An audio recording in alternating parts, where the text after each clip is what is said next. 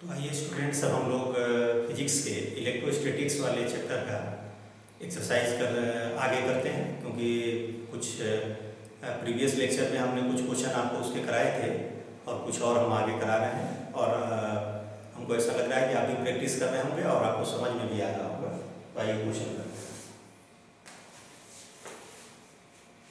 एक क्वेश्चन इसमें है 2 point charges q a and q B.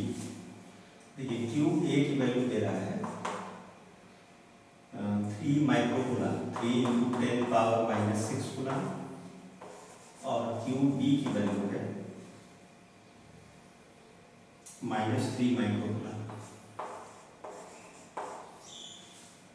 Are located 20 centimetre apart in vacuum. ये हो गया आपका 2 × 10⁻⁻1 मीटर।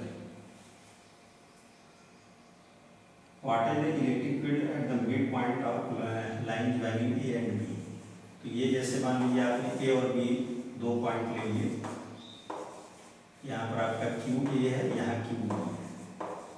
इसके मिड पॉइंट पर आपसे पूछा जा रहा है कि भाई यहाँ बताइए इलेक्ट्रिक फील्ड की वैल्यू क्या है।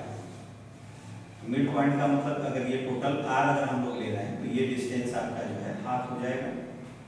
इसको अगर ए मानते हैं तो 2a = हो गया r, तो a की वैल्यू हो गई r/2 मतलब ये हो गया 1 × 10⁻⁻1। ये a की वैल्यू आ गई। अब इसमें बोला जा रहा है इस मिड पॉइंट पर हम लोग को इलेक्ट्रिक फील्ड की वैल्यू बतानी है। तो देखिए हमने आपसे बताया था कि जब भी आपको इलेक्ट्रिक फील्ड का डायरेक्शन निकालना हो तो जिस पॉइंट पर इलेक्ट्रिक फील्ड का डायरेक्शन निकालना है वहां आप एक पॉजिटिव चार्ज रख दो, ठीक है। अब देखिए क्यू ए और क्यू बी दोनों पॉजिटिव है। देखिए ये पॉजिटिव है और ये भी क्यू बी नेगेटिव है। तो यहाँ पर देखिए इलेक्ट्रिक फील्ड निकालना है तो आप देखो ये पॉजिटिव को क्या करेगा, रिपेल करेगा। तो इसकी डायरेक्शन देखिए ये हो जाएगी वेक्टर E1 हो गया। और ये आपका निगेटिव है, निगेटिव पॉजिटिव को क्या करेगा, अट्रैक्ट करेगा। E2 देखिए इस डायरेक्शन में हो गया। तो दोनों इलेक्ट्रिक फील्ड सेम डायरेक्शन में हो गए, इसलिए रिजल्टेंट क्या होगा, दोनों का सम हो जाएगा। तो पहले सेपरेट दोनों की वैल्यू निकाल ली जाए। तो intensity of electric field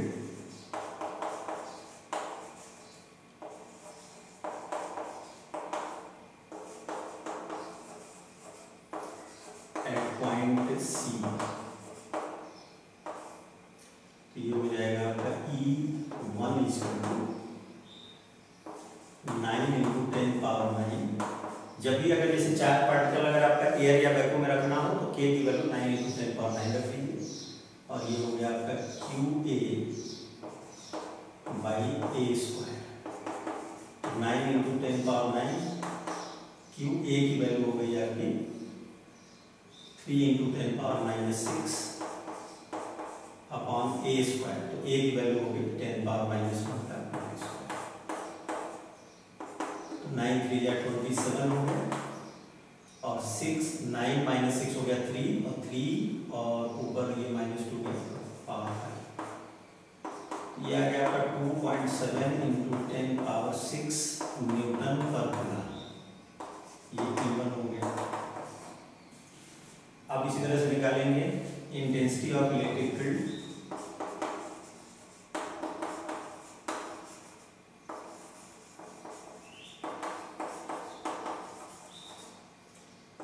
at point C due to QB। ये आपका E2 = हो जाएगा 9 × 10⁻9 QB/A²। देखिए इंटेंसिटी ऑफ इलेक्ट्रिक फील्ड ये भी वेक्टर क्वांटिटी है, तो इसमें भी चार्ज का साइन नहीं रखा जाएगा, ये आप ध्यान रखिएगा। ये हो गया 9 × 10⁻9 और QB की वैल्यू हो गई 3 × 10⁻⁻6 अपॉन A²। तो 1 × 10⁻⁻1 होल स्क्वायर। 9 × 3 = 27 और ये हो गया आपका 9 - 6 3 और 3 + 2 5। यह 2.7 × 10⁻6 न्यूटन तो इस तरीके से आप ये देख रहे हैं, ये आपका कितना था, ये माइनस, हाँ दोनों एक प्लस में एक माइनस में, तो ये देखिए दोनों का मैग्नीट्यूड सेम आ गया, ठीक है। और दोनों का डायरेक्शन भी देखिए सेम है, दोनों देखिए सेम डायरेक्शन में वर्क कर रहे हैं, तो रिजल्टेंट हो जाएगा since vector E1 and vector E2 are in same direction,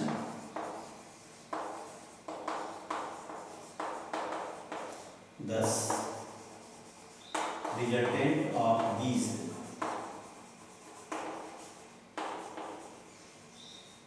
is equal to E1 plus E2। E1 हो गया आपका 2.7 into 10 power 6 plus 2.7 into 10 power 6, तो 5.4 इंटू 10 पावर 6 न्यूटन पर कूलम, ठीक है। और direction of vector E is towards QB, ये लिखना जरूरी होता है। मैग्नीट्यूड आपने बताई दिया इससे, और डायरेक्शन की जब बात आएगी तो ये भी बताना होगा किस साइड है, तो देखें आप ये QB की तरफ है तो टुवर्ड्स QB। नेक्स्ट क्वेश्चन पे आते हैं।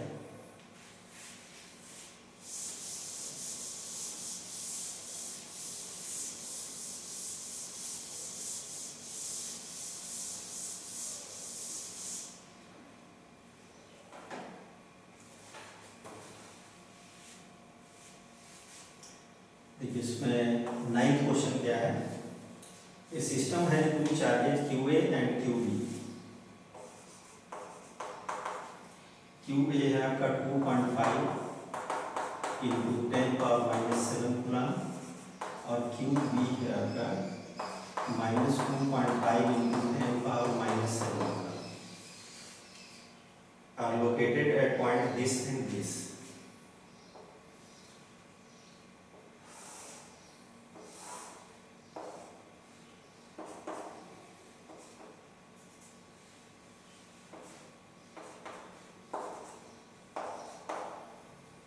ये एक्स एक्सिस हो गया, ये वाई एक्सिस और जेड एक्सिस, इन दोनों की म्यूचुअली परपेंडिकुलर मतलब ऐसे होगा, तो इसको हम लोग जो है ऐसे करके दिखा देना है।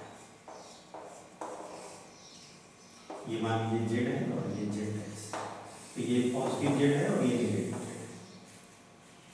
तो ये दोनों जो चार्जेस हैं ये दो पॉइंट पर लोकेटेड हैं। देखिए पॉइंट क्या गिवन है, ये जो दोनों पॉइंट दिए हुए हैं देखिए दोनों पॉइंट जेड एक्सिस पर है, मतलब QA जो है ये हो गया आपका 0 0 -15 सेंटीमीटर, और ये है 0 0 15 सेंटीमीटर,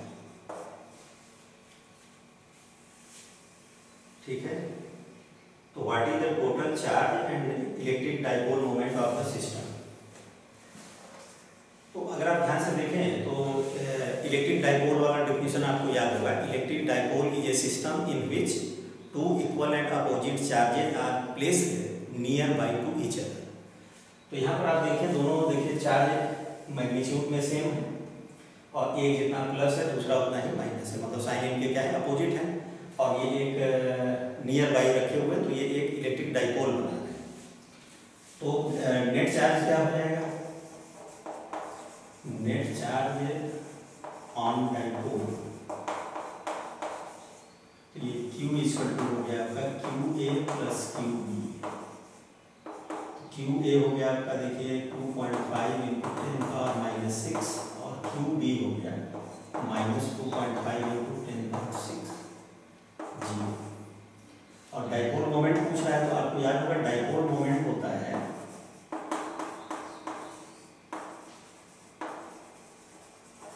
ये P इक्वल टू हो जाता है Q इंटू 2A।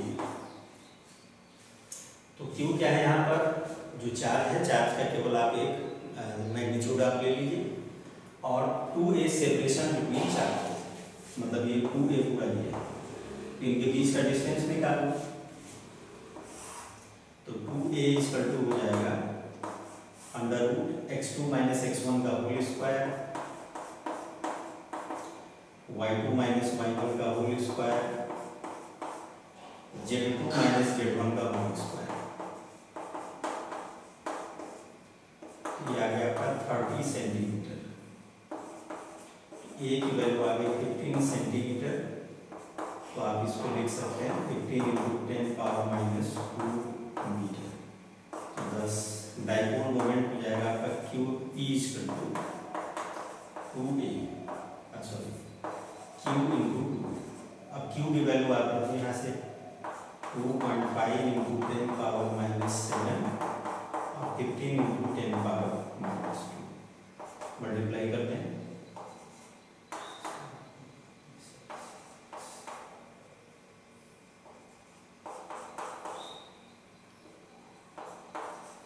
यूनिट इसका हो जाएगा कूलम मीटर, और डायरेक्शन इसका क्या होगा, तो देखिए ध्यान रखिएगा कि जो इलेक्ट्रिक डाइपोल मोमेंट का डायरेक्शन होता है नेगेटिव टू पॉजिटिव, इसका डायरेक्शन हो जाएगा फ्रॉम बी टू ए। ठीक है, तो आइए हम नेक्स्ट क्वेश्चन पे चलते हैं।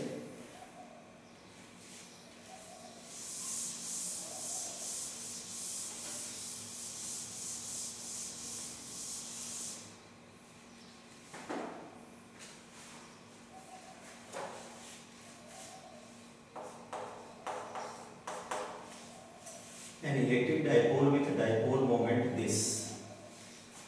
Dipole moment given according to question. Dipole moment है 4 into 10 power minus 9 coulomb meter is aligned with 30 degree. Direction of uniform electric field of magnitude 5 into 10 power 4 Newton per coulomb. Calculate the magnitude of torque acting on the dipole. Tau हमसे पूछा है, इसका तो आप formula ध्यान से याद ही होगा। टाउ इक्वल टू होता है पी साइन थीटा। पी की वैल्यू हो गई 4 इंटू 10 पावर माइनस 9, ई हो गया 5 इंटू 10 पावर 4 और साइन थीटा तो साइन 30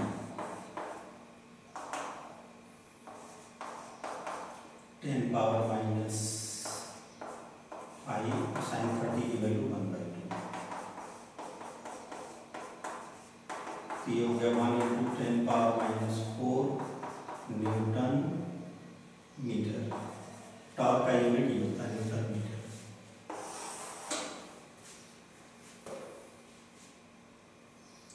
इसके बाद हम लोग का क्वेश्चन है 11th वाला।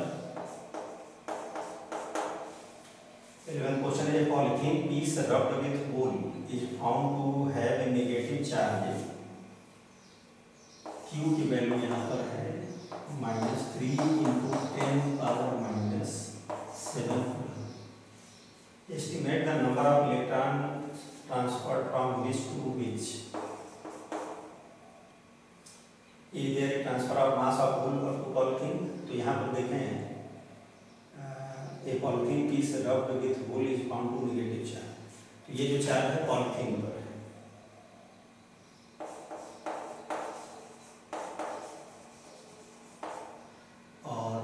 रबिंग किस पर हुआ था, बुल पर।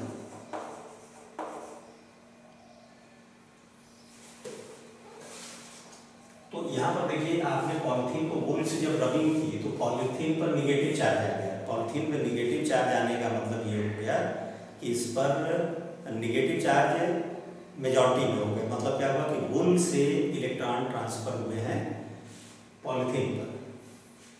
तो since polythene is negatively charged,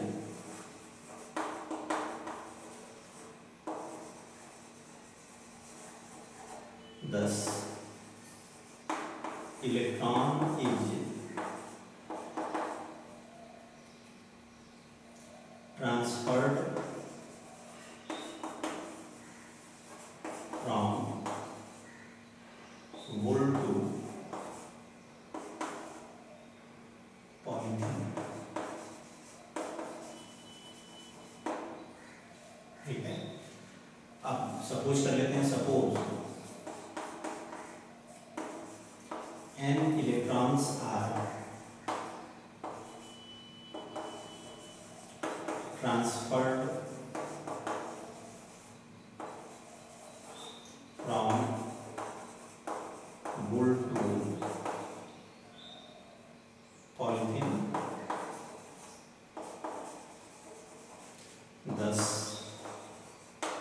charge on polythene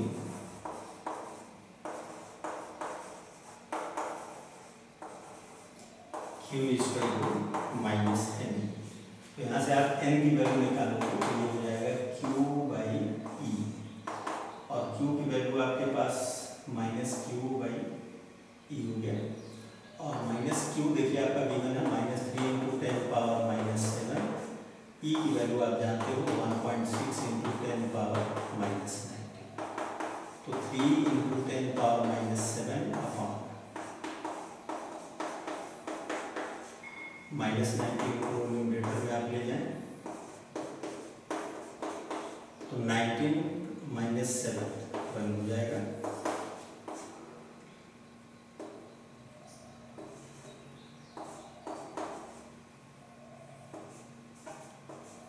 ये अप्रॉक्सीमेटली 2 × 10⁻12 इतने इलेक्ट्रॉन जो है वो होल से पॉलीथीन पर ट्रांसफर हो गए। Is there a transfer of mass from wool to polythene? तो आप जानते हो इलेक्ट्रॉन पर मास तो होता है, तो अगर इलेक्ट्रॉन अगर ट्रांसफर होकर के जा रहे हैं पॉलीथीन पे तो साथ में मास भी ट्रांसफर होगा। तो yes, there is also transfer of mass from wool to polythene.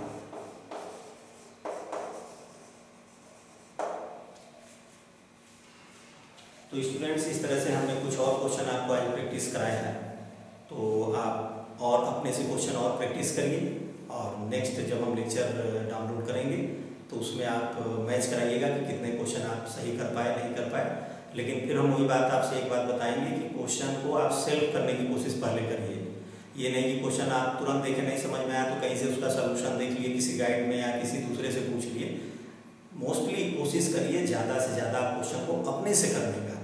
आप आधे घंटे में एक क्वेश्चन करेंगे और वही क्वेश्चन आप दूसरे से पूछ करके करेंगे तो वो आधे घंटे में आपने किया वो आपके लिए ज़्यादा जो है फायदेमंद होगा कि आपने किसी दूसरे से पूछ करके उस क्वेश्चन को कर लिया। क्योंकि आप जब अपने से करेंगे तो आपका माइंड जो है वो डेवलप होगा, और जब आप अपने से क्वेश्चन को करने की प्रैक्टिस करते हो तो फिर जब एग्जाम में नए टाइप के क्वेश्चन आते हैं तो उसको आप सेल्फ कर लेते हो। और नहीं तो फिर क्या होगा कि आप जब भी कोई नया क्वेश्चन दिख रहा है आप टीचर से पूछ ले रहे हो, तो अगर आप टीचर से पूछ ले रहे हैं तो फिर एग्जाम में जब फिर नए टाइप का क्वेश्चन आएगा तो फिर आपका दिमाग में वही आएगा कि कोई बता देता है। तो इसलिए पहले से आप आदत डालिए कि नए टाइप के क्वेश्चन को अपने से करने का। भाई शुरू में क्या होगा ना कि आप क्वेश्चन को अपने से करोगे ज़्यादा टाइम लगेगा, लेकिन धीरे धीरे फिर क्या होगा कि जब आपकी प्रैक्टिस बन जाएगी तो वही क्वेश्चन आप कम टाइम में कर लोगे। तो क्वेश्चन के कहीं से तुरंत सॉल्यूशन देख लेना या फिर क्वेश्चन किसी से तुरंत पूछ लेना, तो ये आप अपने लिए बहुत ज़्यादा जो है नुकसान कर रहे हैं, इस पर आप ध्यान दीजिएगा। आपको क्वेश्चन नहीं आ रहा है तो चैप्टर की थ्योरी रिवाइज करके फिर आप उस क्वेश्चन को करिए, तो अपने आप देखेंगे कि आपको वो क्वेश्चन आने लगेगा। और किसी भी चैप्टर का थ्योरी प्लस फार्मूला अगर आप बढ़िया से तैयार किए हुए हैं, याद किए हुए हैं, तो आप समझ लें कि एक्सरसाइज का 80% क्वेश्चन आप सेल्फ ही कर लोगे, आपको किसी से पूछने की जरूरत ही नहीं होगी। तो स्टूडेंट्स, अगर आपको लेक्चर अच्छा लग रहा हो, आप चैनल पर नए हैं तो चैनल को लाइक करें, सब्सक्राइब करें और अपने दोस्तों में ज़्यादा से ज़्यादा इसको शेयर करें ताकि वो इसका फ़ायदा उठा सकें।